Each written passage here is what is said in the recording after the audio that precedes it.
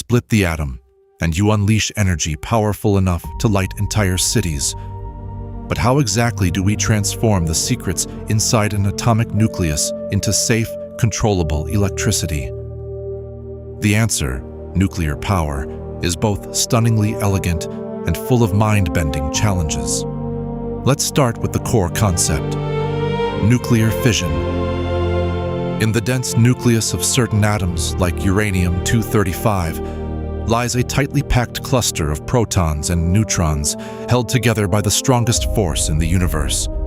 When a neutron crashes into one of these uranium nuclei, the nucleus can split into two smaller nuclei, releasing more neutrons and a jaw-dropping amount of energy. That sudden flash of heat is the key to nuclear power.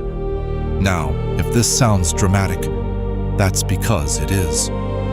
In a nuclear power plant, these fission reactions don't just happen in isolation. They are carefully controlled in something called a reactor core. Inside the core, bundles of fuel rods containing uranium sit submerged in water. When atoms split, the heat they generate is transferred to the water, turning it into steam. That steam rushes through pipes to spin a turbine, and just like that, mechanical energy becomes electrical energy, flowing out onto the grid. Here's where it gets even more fascinating. The process actually relies on a self-sustaining chain reaction. Each time an atom splits, it sends out new neutrons, which go on to split other atoms, and so on. But to keep things safe, the chain reaction has to be perfectly balanced. Not too fast, and definitely not too slow. That's the job of control rods. Long shafts made of materials like boron or cadmium that absorb stray neutrons.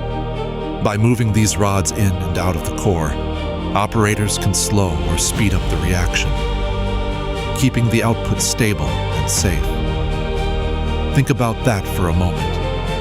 Human hands are literally adjusting the pace at which atoms break apart, creating just enough energy to power a city without letting the process run wild. Let's bring in a line from ancient philosophy that feels oddly relevant here.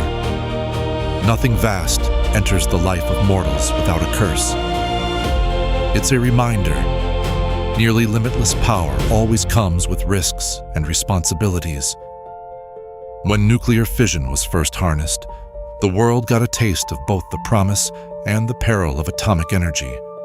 Reflecting on that, it's striking how nuclear power plants are built, not just to generate energy, but to anticipate every possible point of failure. From massive concrete containment domes to redundant cooling systems and emergency backup generators, every layer is designed to keep radioactive materials where they belong. If water in the reactor stops circulating, the decay heat from used fuel can still cause trouble, so backup cooling is a must. This constant vigilance is what separates clean energy from catastrophe. Now, let's zoom in on the heart of the system: the fuel itself. Uranium doesn't come out of the ground ready to use. The ore must be mined, refined, and enriched, boosting the percentage of uranium-235 so it will support a chain reaction. Tiny fuel pellets, each about the size of a pencil eraser, are packed into long metal tubes, assembled into rods, and grouped into bundles. Remarkably, one single pellet can release as much energy as a ton of coal. This incredible density means nuclear plants need much less fuel than fossil fuel plants, reducing mining and transport, and leaving behind almost no air pollution in the process. And yet, there's a catch. After about 5 years, fuel rods lose efficiency as more and more of the uranium splits. The spent fuel is still highly radioactive and must be carefully stored, underwater at first, then often in heavy shielded casks. Long-term disposal remains one of the great engineering puzzles of nuclear power. How to seal away these waste materials for thousands of years, safely out of reach from people and the environment. Let's pause with a passage from T.S. Eliot's poetry. We shall not cease from exploration, and the end of all our exploring will be to arrive where we started and know the place for the first time. In the quest for energy, humanity circles back, splitting matter to illuminate the night and discovering new challenges at every turn. This leads to a reflection. Nuclear power is, in one sense, a story about mastery, learning how to control something utterly invisible and unimaginably dangerous, and channeling it into the ordinary flow of daily life. Light switches, subway trains, hospital ventilators, all humming quietly thanks to forces unleashed in the hidden world of atoms. Yet, mastery isn't always the same as control.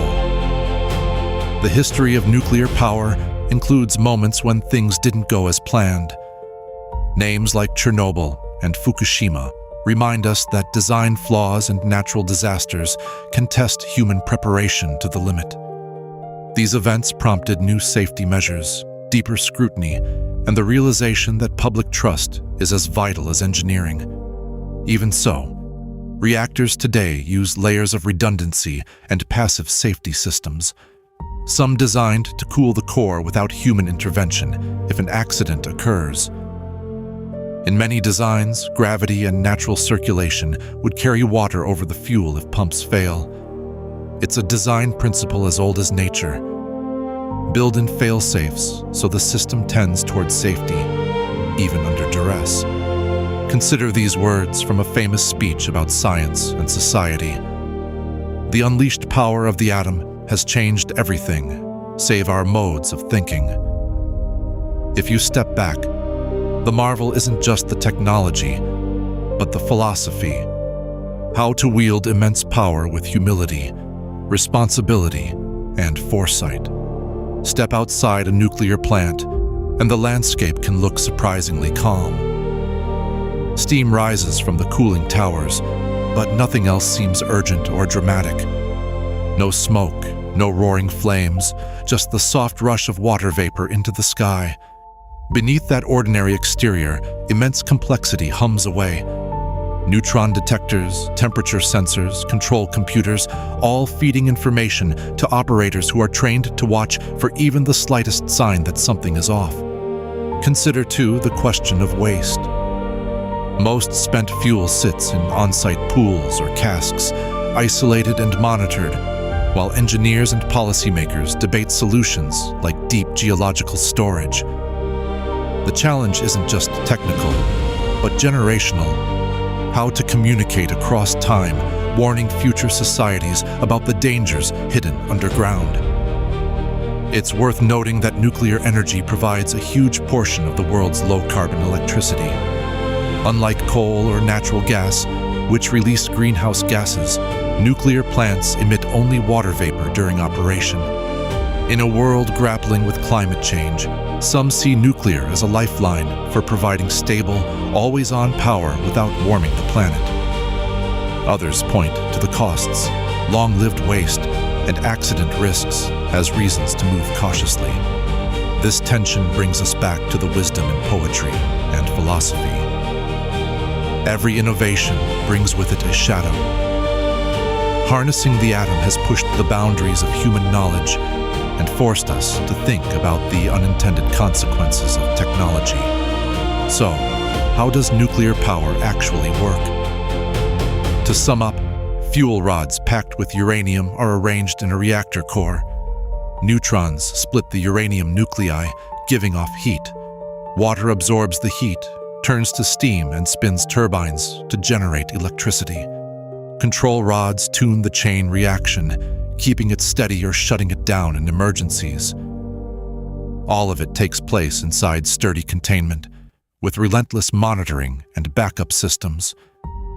Spent fuel is removed, cooled, and stored, sometimes for generations. And around all of this is a web of rules, routines, and ethical reflection.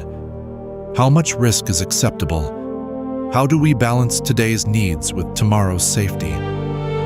These aren't just technical questions, they're human ones. It's a paradox.